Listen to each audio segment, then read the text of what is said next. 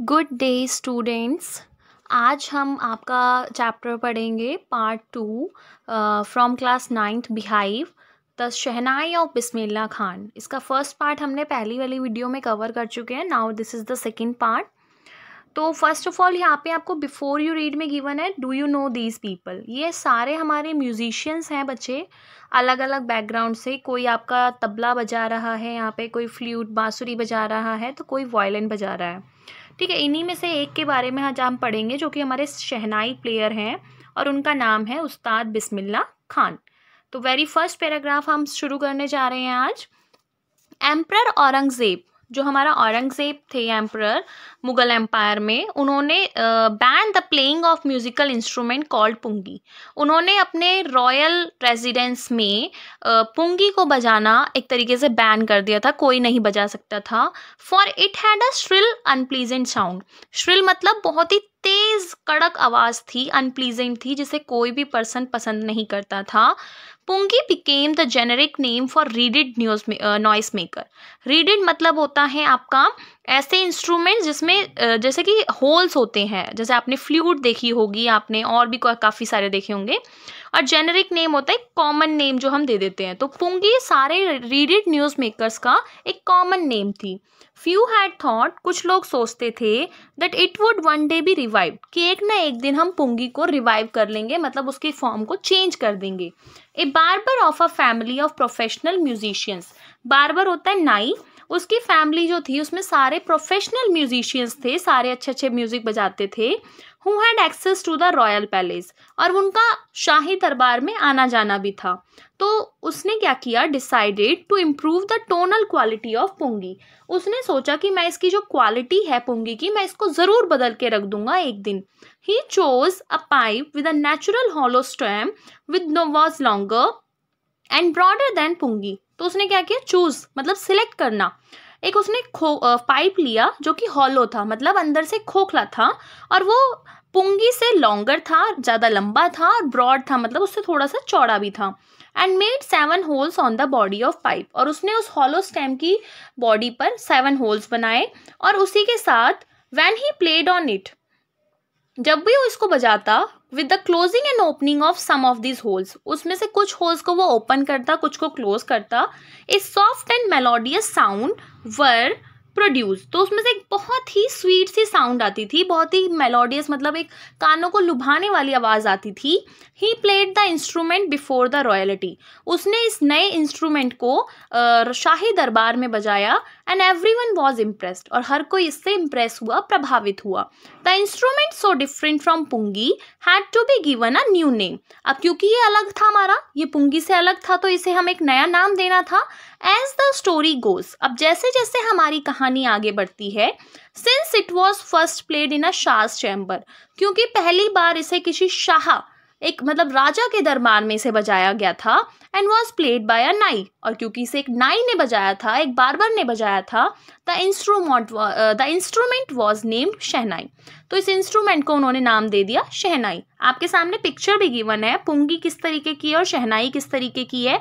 और एक टाइम ऐसा भी था जब शहनाई को हमारे यहाँ हर ओकेजन में शामिल किया जाता था, जो खुशी का मौका होता था। Paragraph number 2, the sound of shehnai began to be considered auspicious. जो शहनाई बजाने की आवाज़ थी, उसको ऐसा माना जाता था कि ये हमारे लिए एक गुड फॉर्च्यून, एक अच्छा भाग्य लेके आएगी, क्योंकि इसे खुशी के मौके पर ही बजाया जाता था। And for this reason it is still played in temples, और इसी वजह से इसे मंदिरों में बजाया जाता था। And it is an indispensable component of any north Indian wedding. Indispensable होता है इनसेपरेबल, जिस चीज़ के बिना आपका कोई काम ना हो, तो इसे एक इनसेपरेबल कंपोनेंट भी माना गया था, एक भाग माना गया था हमारे सारी नॉर्थ इंडियन वेडिंग्स में। इन द पास्ट, भूतपूर्व में, the shehnai was part of नौबत और the traditional ensemble of 9 instruments played at the royal courts. Past में शहनाई को, जो हमारे ट्रेडिशनल एंसेम्बल होते हैं, एंसेम्बल मीन्स होता है आपका कि जो कलाकार की टुकड़ी होती है, तो वहाँ पे 9 इंस्ट्रूमेंट्स में से एक आपका शहनाई भी था, जो कि आपकी रॉयल कोर्ट, शाही दरबार में पाई जाती थी। Till recently it was use only in temples and weddings. अभी तक इसे सिर्फ मंदिरों में और शादियों में यूज किया गया था। The credit for bringing this instrument onto the classical stage goes to the उस्ताद बिस्मिल्लाह खान। इसी को आपका क्लासिकल स्टेज मतलब एक शास्त्रीय संगीत की श्रेणी में लाने का जो श्रेय जाता है वो आपका उस्ताद बिस्मिल्लाह खान को जाता है। Paragraph number 3, as a 5-year-old जब बिस्मिल्लाह खान 5 साल के थे, he played gilli danda near a pond in the ancient state of Dumraon in Bihar. तो वो गली में आपका पॉन्ड मतलब एक तालाब के पास गिल्ली डंडे का खेल खेलते थे। कहाँ खेलते थे? एंशियंट मतलब पुराने ज़माने का दमरौन था जो कि आज बिहार में पड़ता है। He would regularly go to the nearby Bihari ji temple to sing Bhojpuri छैता।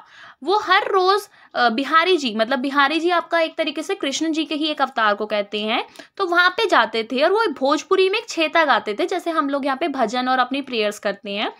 Eight the end of which he would earn a big laddoo. इसके अंत में उन्हें एक बड़ा सा लड्डू दिया जाता था जीत के लिए, जो कि 1.25 kg का था। It is a prize given by the local Maharaja. ये वहाँ के लोकल महाराजा का एक प्राइज था जो उन्हें मिलता था। This happened 80 years ago। ऐसा आज से कुछ तकरीबन 80 साल पहले हुआ था। And the little boy was travelled far to earn the highest civilian award in India, the Bharat Ratna. इसके बाद इस छोटे से बच्चे की जर्नी जो थी वो हमारे इंडिया के सबसे सर्वोच्च जो सम्मान है भारत रत्न, वहाँ तक ये कैसे पहुँचे उसके बारे में हम पढ़ेंगे। बॉर्न ऑन 21 मार्च 1916। इनका जन्म हुआ था 21 मार्च 1916 को। Bismillah belongs to a well known family of musicians from Bihar. Bismillah Khan Bihar के एक म्यूजिशियन फैमिली से बिलोंग करते हैं। हिज ग्रैंडफादर उनके दादाजी Rasul Bakhsh Khan was the shehnai nawaz of Bhojpur king court. उनके जो दादाजी थे रसूल बख्श खान, वो भोजपुर के राजा के दरबार में शहनाई के नवाज थे। His father पैगंबर बख्श and other paternal ancestors were also great shehnai players। उनके पिताजी पैगंबर बख्श और जो अदर एंसेस्टर्स मतलब पूर्वज जो थे वो भी अच्छे शहनाई प्लेयर थे। Now come to the paragraph number 5। The young boy took to the music early in life. उस छोटे से बच्चे ने म्यूजिक को बहुत ही जल्दी अपनी लाइफ में अडॉप्ट कर लिया। एट द एज ऑफ 3, जब वो 3 साल के थे, his mother took him to the maternal uncle house in Banaras. तो उन्हें उनकी मदर अपने मैटरनल हाउस मतलब अपने मायके एक तरीके से लेके गई, जो कि बनारस में था। आज उस बनारस का नाम वाराणसी है। Bismillah was fascinated watching his uncles practice the shehnai. तो बिस्मिल्लाह खान बहुत ज़्यादा फैसिनेट हुए, अट्रैक्ट हुए एक तरीके से अपने अंकल को देखते हुए कि वो किस तरीके से शहनाई की प्रैक्टिस कर रहे हैं। Soon Bismillah started accompanying his uncle Ali Bakhsh to the Vishnu temple of Banaras where the Bakhsh was employed to play the shehnai. अब जल्द ही जो बिस्मिल्लाह खान थे अकम्पनिंग अंकल अली बख्श, वो अपने अंकल अली बख्श के साथ वहाँ पे जाने लगे। कहाँ जाते थे? विष्णु टेम्पल में, जो कि बनारस में है। वहाँ पे अली बख्श थे, वो मंदिर में शहनाई बजाने का काम करते थे। अली बख्श वुड प्ले द शहनाई। अली बख्श वहाँ पे शहनाई बजाते। And Bismillah would sit captivated for hours on and. Captivated मतलब पकड़े एक तरीके से वहीं जमे रहना। जितने टाइम तक अली बख्श वहाँ पे अपनी शहनाई बजाते तो बिस्मिल्लाह खान घंटों वहाँ पे बैठे रहते थे बिना हिले। Slowly he started getting lessons in playing the instrument. और जल्दी से ही बिस्मिल्लाह खान ने भी अपना उस शहनाई को बजाने के लिए अपने लेसन्स लेना शुरू किया। इट मीन्स उन्होंने इस चीज़ को सीखना शुरू किया। And would sit practising throughout the day. और वो घंटों बैठ के अपनी इसकी प्रैक्टिस करते थे। For years to come the temple of Balaji and Mangal Maiya and the banks of Ganga became the young apprentice's favorite haunts where he could practice in solitude। haunts होता है आपका एक तरीके से प्लेस, और solitude मतलब अकेलेपन में। तो कहते हैं कि जब उन्होंने लेसन लेना शुरू किया उसके बाद he would sit practicing throughout the day। तो पूरे दिन बैठ के वो प्रैक्टिस करते थे। फॉर ईयर्स अगले कुछ सालों तक बालाजी मंदिर, मंगल मैया मंदिर और गंगा के किनारे जो बैंक्स जो किनारे थे वो उसका फेवरेट प्लेस थे, जहाँ पे वो अकेलेपन में घंटों प्रैक्टिस करते थे शहनाई बजाने की। The flowing waters of Ganga inspired him to improvise. जो गंगा का बहता पानी था वो उन्हें इंस्पायर करता कि वो अपनी क्वालिटी को और इम्प्रूव करें, and invented the ragas that were earlier considered to be the beyond the range of shehnai. और उन्होंने ऐसे ऐसे अलग अलग राग इन्वेंट किए शहनाई बजाने में ही, जो कि पहले शहनाई की अगर आप शहनाई प्ले कर रहे हो तो उससे वो नहीं प्ले हो पाते थे। मीन्स टू से उन्होंने नए नए डिफरेंट राग को शहनाई पे बजाना शुरू किया। एट द एज ऑफ 14, जब वो 14 साल के हुए, Bismillah accompanied his uncle to the Allahabad music conference. वो अपने अंकल के साथ इलाहाबाद म्यूजिक में भी कॉन्फ्रेंस में भी गए, मीटिंग में गए। Eight the end of his recital, recital means एक तरीके से जो वहाँ पे आपका गाना बजाना होना था, एक वादन होना था, Ustad Faiyaz Khan patted the young boy's back. तो जो एक उस्ताद हमारे टीचर को बोलते हैं उर्दू लैंग्वेज में, तो उस्ताद जो फैयज़ खान थे उन्होंने उनकी पीठ थपथपाई एंड सेड, कहा, वर्क हार्ड, आप कठिन परिश्रम करो, and you shall make it, और तुम इसमें सक्सेस हो जाओगे।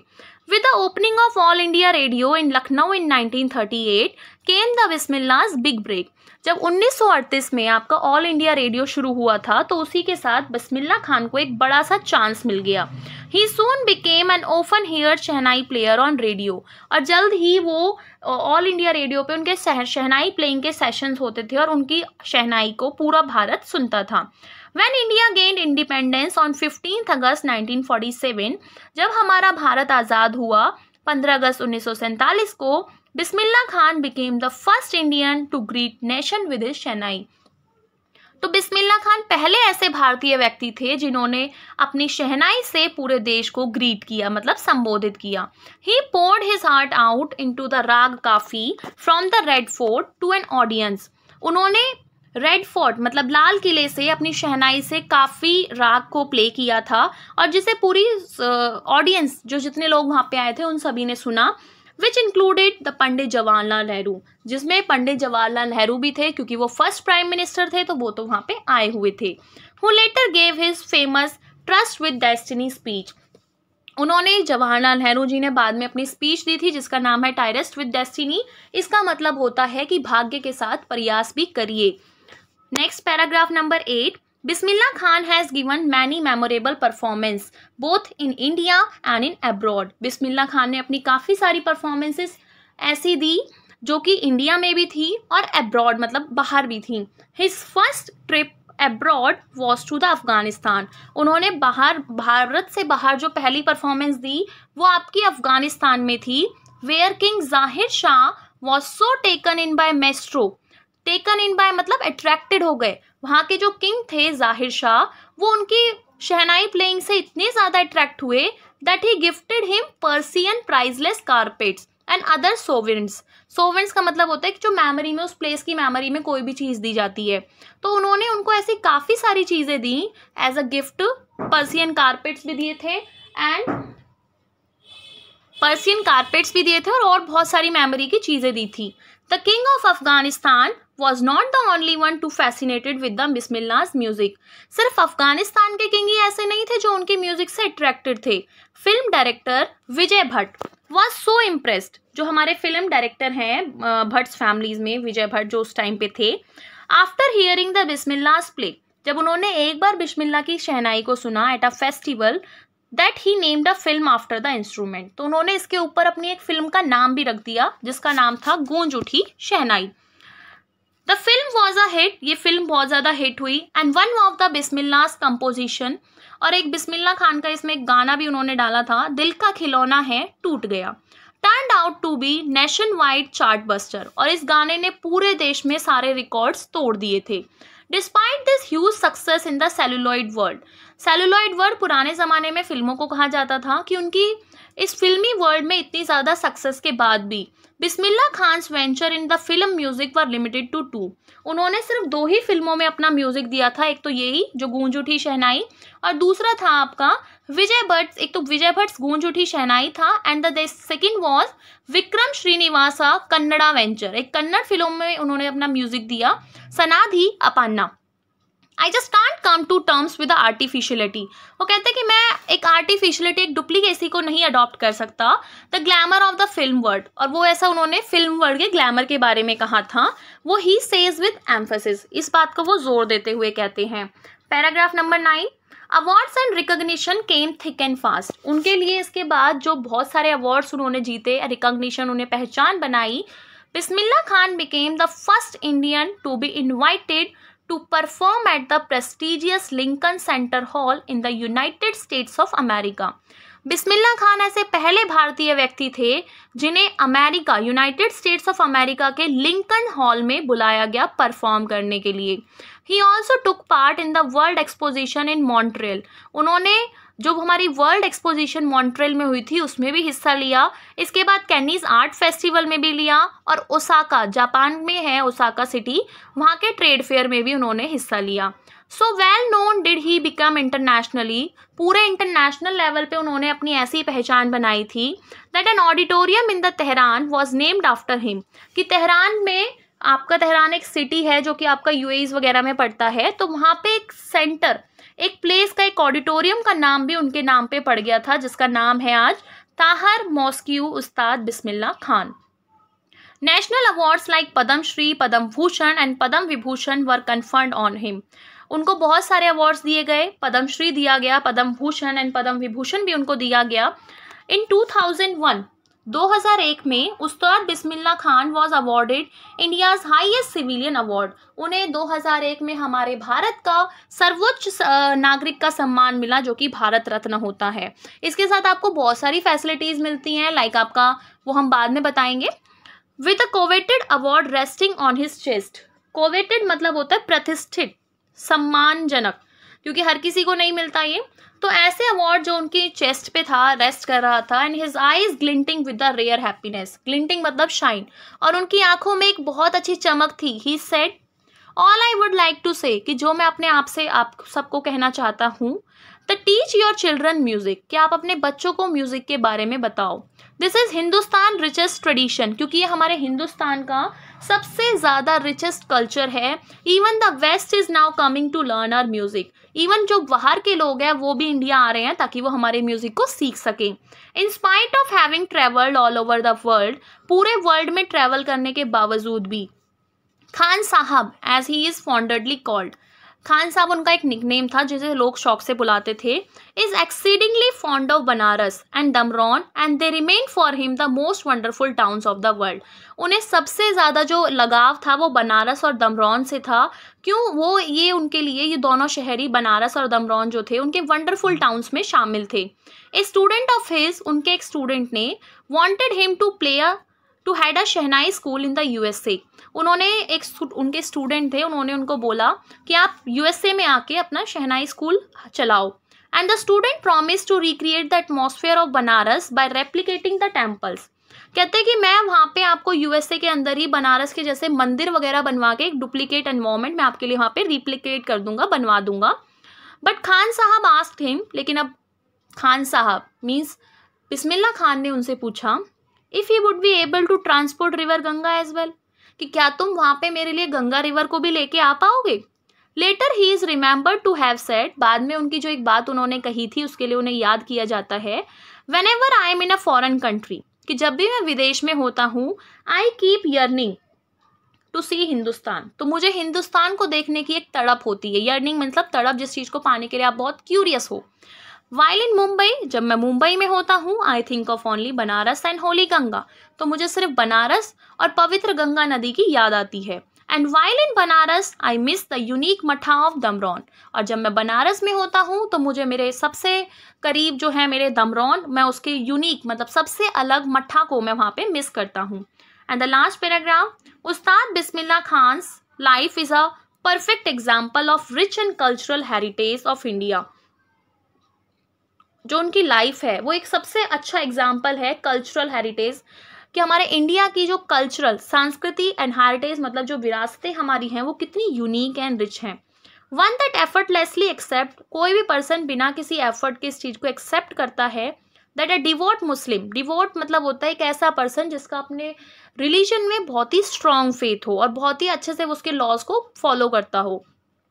Like him can very naturally play the shehnai every morning at the Kashi Vishwanath temple, कि एक तरीके से उनके जैसा स्ट्रिक्ट पर्सन जो अपने रूल्स को फॉलो करता है, अगर वो भी नेचुरली वे में किस तरीके से काशी विश्वनाथ टेम्पल में हर सुबह जा कर के अपनी शहनाई को प्ले करता है।